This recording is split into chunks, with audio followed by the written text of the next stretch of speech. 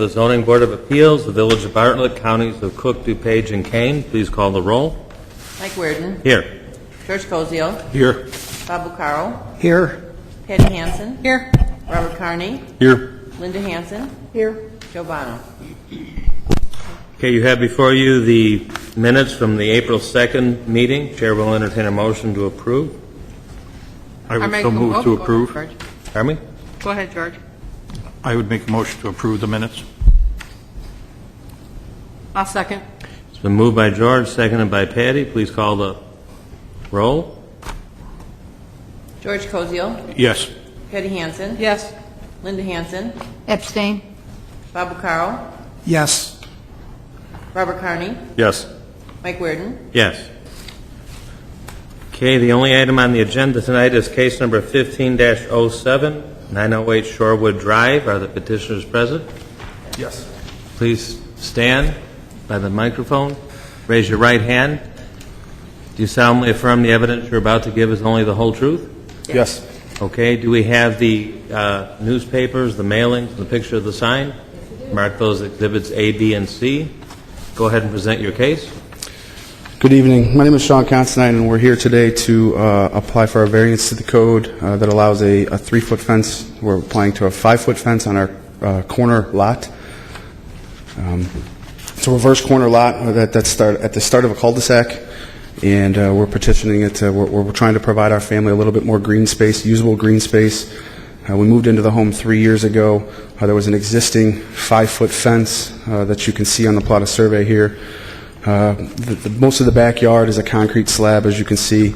We're just trying to provide ourselves a little bit more room on the left-hand side here, a little bit more usable space for our family, and provide a safe area for our family as well. We feel with the close proximity of the intersection of Newport and Shorewood, and the pond with the retaining wall behind the cul-de-sac, there's a greater chance if a 3-foot fence was allowed that something could happen. Children, pets could get over the fence and wander into the busy intersection or to the pond with the retaining wall. That is very hard to get out of. I've experienced it firsthand as one of our dogs has accidentally gotten out and jumped into the pond. And it's very difficult for myself to get out, and I'm a grown man. So if any child or animal was to get into that, we feel it would cause a very big hardship for us.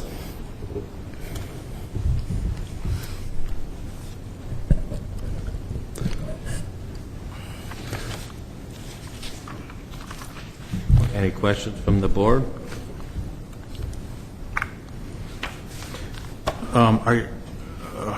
When did you move into this property? We purchased the home in April of 2012. So you were aware of the pond? We were aware of the pond a little bit, but I wasn't aware of the retaining wall. That was something, we're first-time home buyers, and that's something that we kind of overlooked in the home buying process. As you all are well aware, the home buying process is a very large process, very stressful process, and when you're looking at those things as a first-time home buyers ourselves, it's just something we really didn't take into full consideration when we moved into the home. After we realized what we had there and our ambitions to put something on the side, that's when our concerns started to be raised about that retaining wall. Talking to some of the neighbors in our cul-de-sac here, I guess that retaining wall was never meant for that specific pond, as it's a part of the association. It was meant for the pond on the other side of Newport Boulevard. So it does have some concern with other neighbors in the area with that retaining wall. For some of the same reasons I've mentioned. When I look at ponds as an issue, I think of the community that I live in. We've got 3 ponds on the property, and no fences anywhere near the ponds. No fences on the property, except a house that would have a pool. That would be the only type of house that would have a fence. Correct. So people realize what they're moving into. The fact that they have backyards with a pond in it. Yeah, well, we technically don't have a backyard with a pond. I know that if we bought a home that backed up specifically to the pond, the concerns and the safety issues would have been more prevalent in our minds because you can see the pond, directly out of your backyard. If you look at where our home's located, we're 350 feet from the pond. So it's not directly in our backyard. It's not a direct safety hazard, but with children and pets that do kind of wander, it is in close proximity. We feel it's in close proximity where it could cause an issue. Mr. Constine, the existing 5-foot fence, is it the same fence as what you're putting up? No, ma'am. The existing 5-foot fence we have is a privacy-style fence. There's no spaces in between the slats. There's no slats at all? It's a solid fence? There actually are slats, but they are butted adjoining side by side. So they are individual slats that are touching. We're proposing a picket-style fence with a 3-inch spacing in between each slat. We feel this provides the safety that we're looking for, but also the sight lines and the viewing for our neighbors and anybody else in the cul-de-sac. For staff, do we know how long the other fence has been up there? A long time. Long time. Okay. We have in the records here this traffic count seems kind of high on Shorewood. 264. Yeah, we studied that. It's a kind of an interesting story. My father is retired, and I gave him the task of sitting out during the peak hours of 2:30 and 6:30 to actually physically count the cars for a week. But it wasn't a consecutive week. It was a Monday. It was over a course of a 5-week period where we chose a new day every week, so it wasn't in consecutive. The issue that we have is behind. We have a townhome community that is in the neighborhood, and this is one of the main entrances. It's pretty much, there's 2 entrances into that, and this seems to be the main one. So while it does seem high if you look at the houses, if you take a look at the townhomes and the amount of units that are in there, that increases the traffic that comes down Shorewood. So allegedly going there instead of passing farther down to Harbor. Correct. And it's something that, another thing that we overlooked. We came on a Saturday morning when we first looked at the home. Not a lot of traffic. When you're looking at houses, you're not there for a very long time. And then when we started to, actually establish ourselves in the home, we said, man, this is a very busy street and intersection. You can see it's down towards the south of our house there. And I don't know the exact number of units, but it's pretty big. Pretty substantial. What kind of dog do you have that you said jumped the fence? It actually didn't jump the fence. It was technically my fault. We have 2 Labrador retrievers, and the gate wasn't shut all the way. He used his nose to prop it out. And if anybody has a Labrador retriever, they know that they're water dogs, and they know where the water is. That's one of his favorite activities is swimming, and he was off. He was gone. And I tried to stop him. He's a very obedient dog. He saw it, jumped in, and then kind of around and looked up at me and said, help. So I had to have him swim to the corner where there was an actual sewage drainage area that I could flip my shoes off, get in there, lift him out, and then try to get myself out.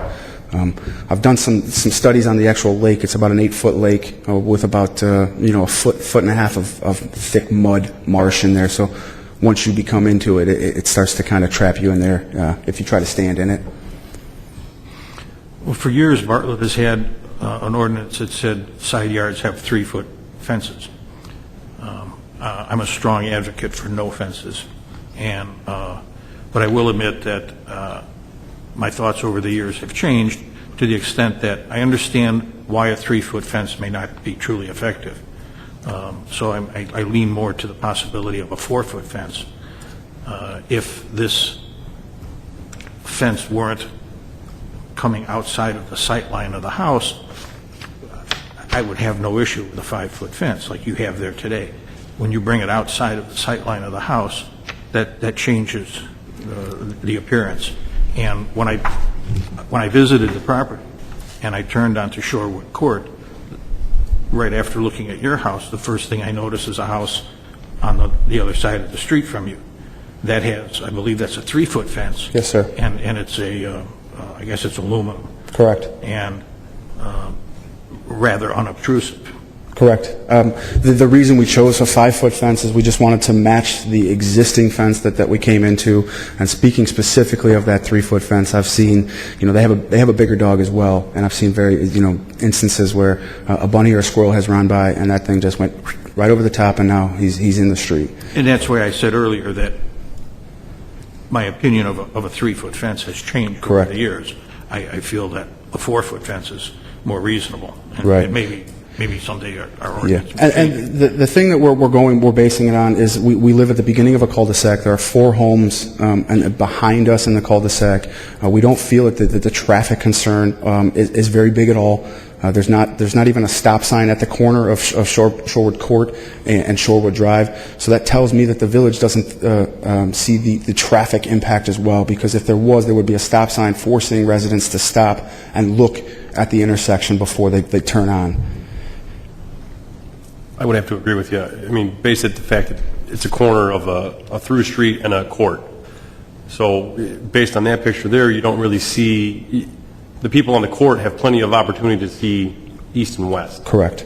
And so I don't see it being a problem. You get a lot more space for your yard, you contain everybody, open it up in the backyard, and I really don't see a problem with the 5-foot fence, being that you're on the corner of a cul-de-sac. Correct. And being 10 foot off that sidewalk, too. Yes, Yeah. you're also 10 foot off. Yeah. Plus, it starts at the front of the house, so you get more side yard, which is great. Correct. And like I said, the traffic coming off the court, you're not. It's very minimum at best, and with the 10-foot, it's an easement, so we're not even allowed to put anything on there. We found out there's a main water line that goes through there, and I feel with it being 10 foot off, the sight line is definitely improved than it would if it came all the way to the sidewalk, along with the picket style fence. If you've seen a picket style fence with a 2 to 4 inch, we're going for a 3-inch spacing between slats. It does really provide a sight line through it, even on a corner.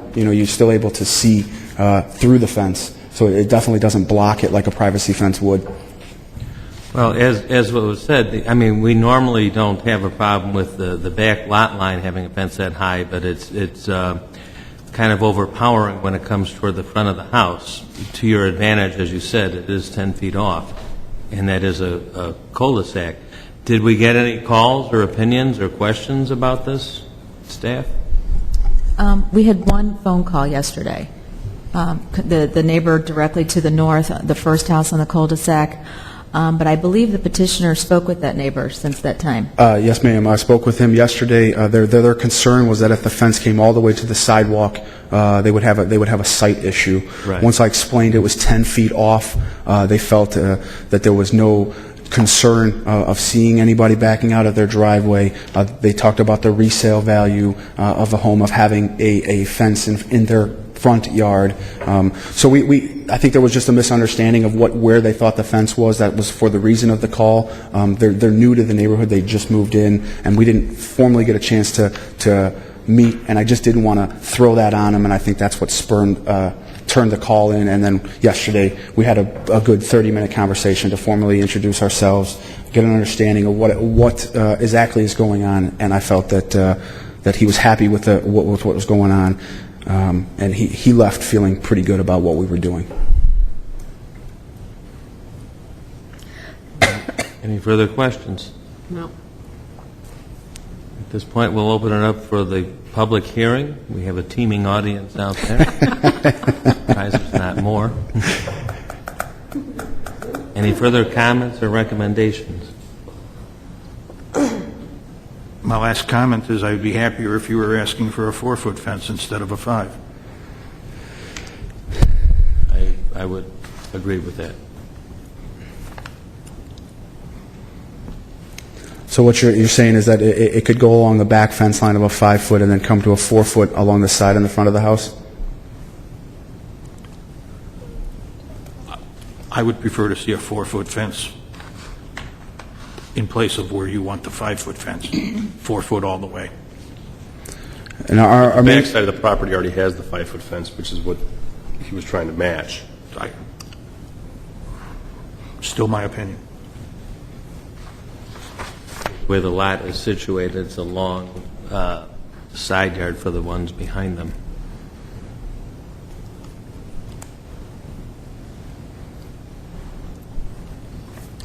Any further comments or motions?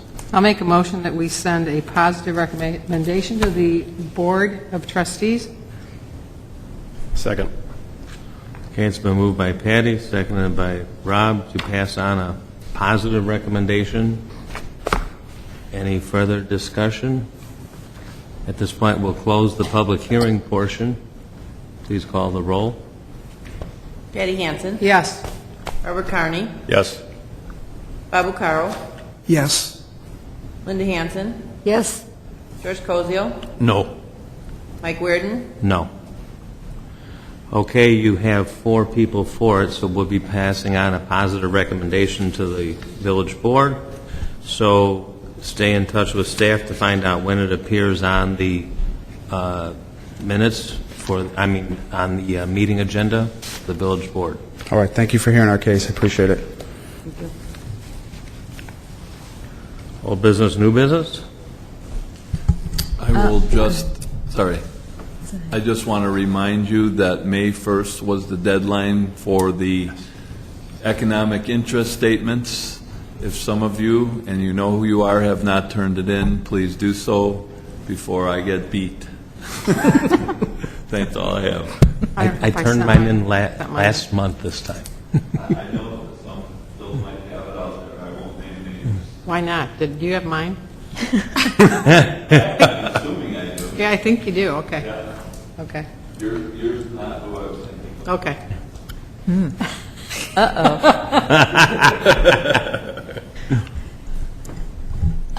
We have some new business. I'd like to introduce Angela Gubko. She's our new planner. She took Mike's place, and she just started on Monday. Welcome, Angela. Thank you. And she was at the meeting Tuesday. And she was at the meeting Tuesday, yes. Yep, this one just went down. Welcome. Thank you. Glad to have you with us. Anything else? I don't know if there's anything next month. I don't think so.